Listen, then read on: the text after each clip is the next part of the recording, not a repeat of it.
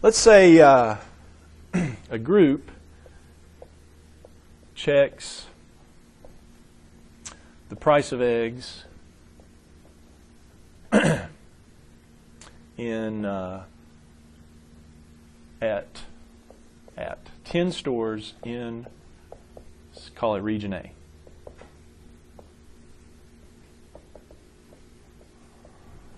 A. Group checks the price of eggs at 10 stores in region A, and here they are: 70, 68, 72, 60, 63, 75, 66, 65, 72, and another 65. Notice I wrote those in a line so I won't have to rewrite them, because guess what our first little question is going to be? Find the standard deviation, find the mean and the standard deviation of these prices, okay? So let me write that down here. Find the mean and standard deviation for these prices for region A.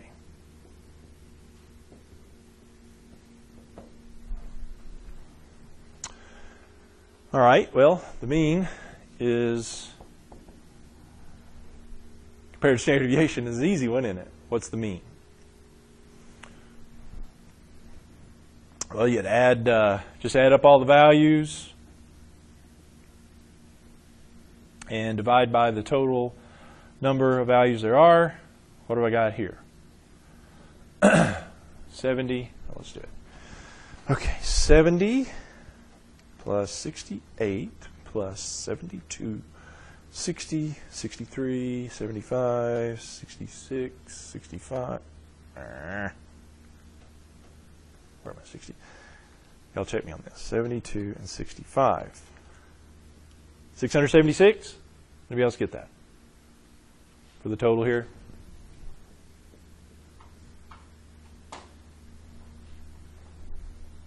And we should divide that by what? Divide by the total number there are? There should be 10. Okay, 10. Which is going to give me 67.6. So that's my mean. Now I want the standard deviation, S. Well, I'm going to have to do a little calculating, and that's why I skipped the little space there. Because to do the standard deviation, I need to do the deviations, the values minus the mean, and then square those all across the board there, okay? Now, don't have to put them in order. You can if you like, but I don't want to recopy them, so the median is the only time you need to reorder them. I mean, a lot of times we like them in order, but it doesn't have to be in order, no. Now, the other point I was going to make, computers can do this very, very accurately. But do them by hand. I mean, we could leave it in decimal form, because I'm going to have to subtract the mean from all these. So that if I leave it 67.6, I'm going to get all these decimals, right? Why don't we? Wouldn't 68 be a nice rounder number there? Let's call it 68. Let's round it off. Then if you put them in order and you divide it, it wouldn't be. Okay. All right. Yeah, so if you get a decimal mean and you're doing the standard deviation, I would just round it off to a whole number. That'll be fine. Okay. Okay, so what's the deviation for 70? Well, I'll just take 70 minus the mean. I called it 68, so that's going to be 2.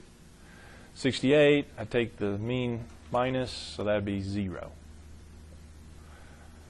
72 minus 68, that's 4. 60 minus 68, that's negative 8. 63 minus 68 is negative 5. 75 minus 68 is 7. Negative 2, negative 3, 4, negative 3. Check me on those. Did I get those right? Does anybody believe that? So far, so good? Okay. All right. Well, now go and square those, right?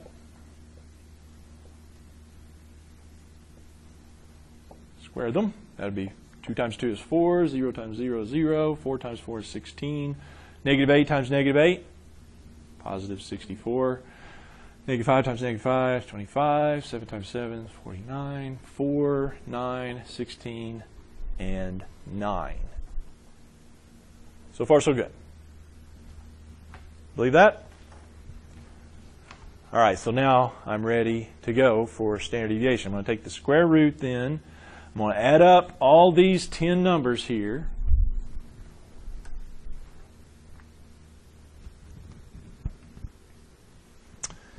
Which I'm going to get, if I add those up, 4, 0, 16, 64, 25, 49, 4, 9, 16, and 9. I get that to be 196. Does anybody else want to believe that? 196. So all told, that's what those all come out to be. Now what am I going to divide these by? N minus 1. Divide by n minus 1, which now I've got 1, 2, 3, 4, 5, 6, 7, 8, 9, 10 values still. So I'm going to do 10 minus 1.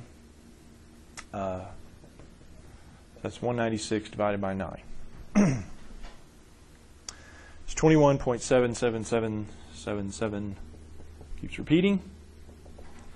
And so we take the square root of that. It's about 4.67. Standard deviation, 4.67. Question or concern?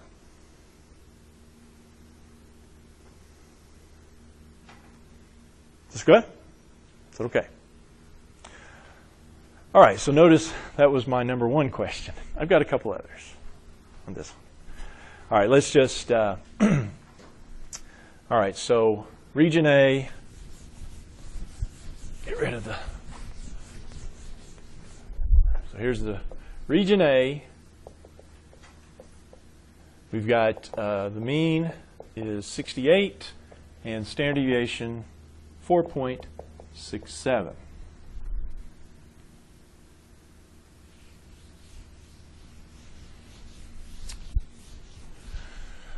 If in region B we have, if region B has a mean, x bar, of 70 cents,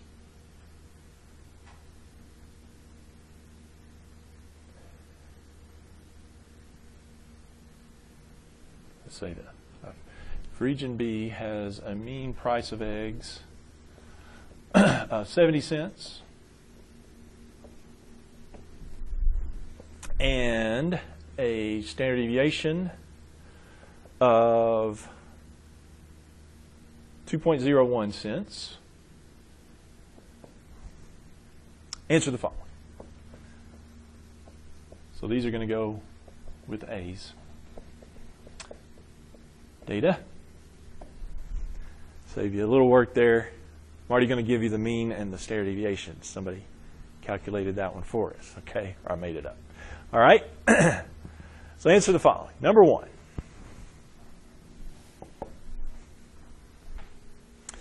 Which regions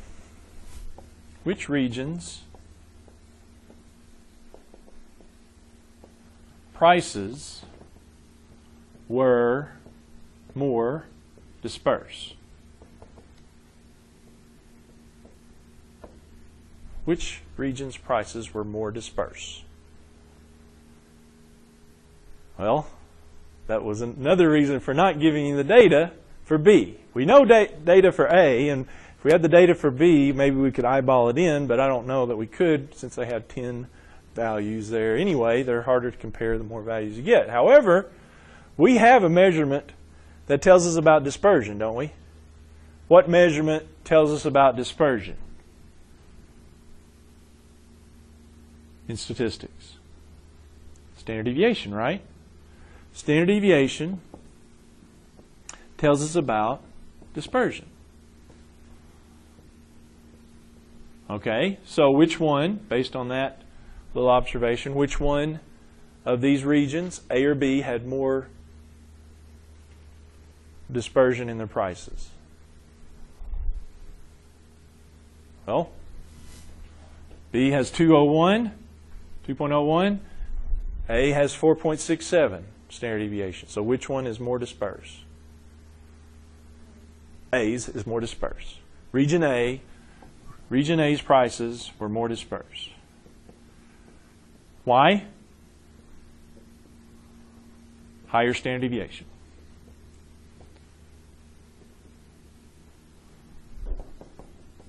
It had a higher standard deviation. With me?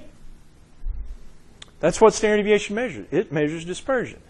These on average, if you will, average being away from the mean 2.01. These average being away from the mean 4.67. So the values were further away from the mean on average than B's were. Okay? You with me? Number 2, which region's prices had a higher average?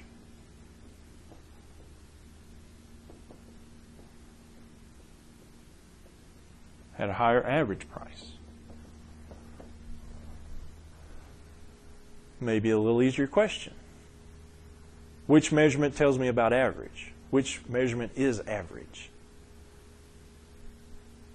in statistics?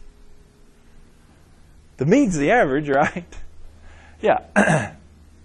In statistics, average equals the mean. So if I'm looking for the higher average price, I'm looking for the higher mean. Which one has the higher mean? A's mean is 68. B's mean is 70. B has a higher average price.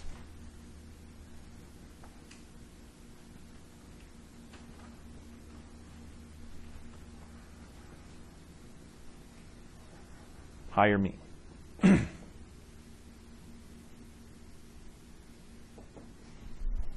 Yeah. So it would ask you for average, higher average, lower average. You're looking at the mean.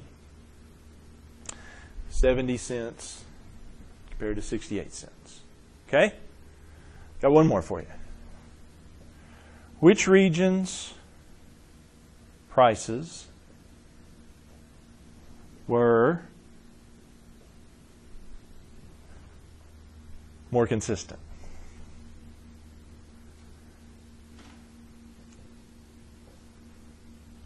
We haven't talked about consistency.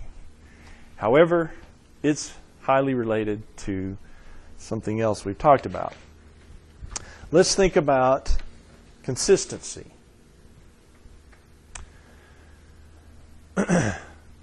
Wouldn't, if I said the values are more consistent in this group as compared to this group, they're more consistent, wouldn't that mean they're more closely, tightly bound together? You know what I mean? These are more consistent than those. These would be closer together. So in other words, if it's more consistent,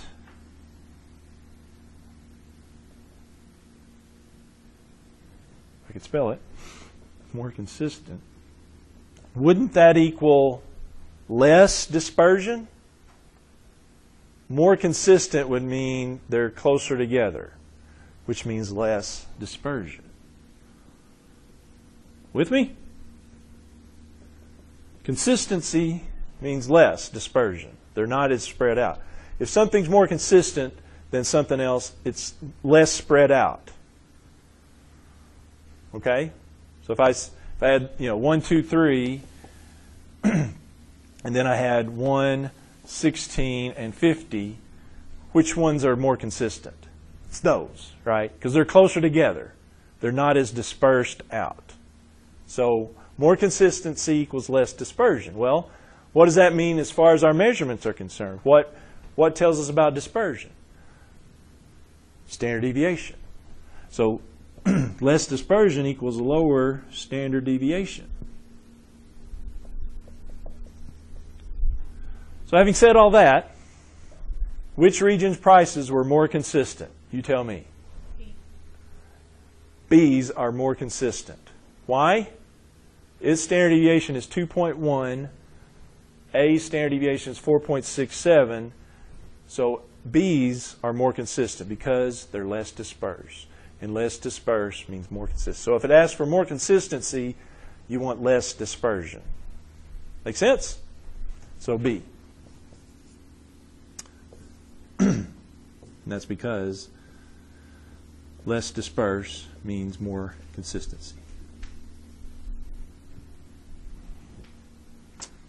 Well, here's what I mean. B, because it has a lower standard deviation, which means it's less dispersed, which means it's more consistent. That's the reason.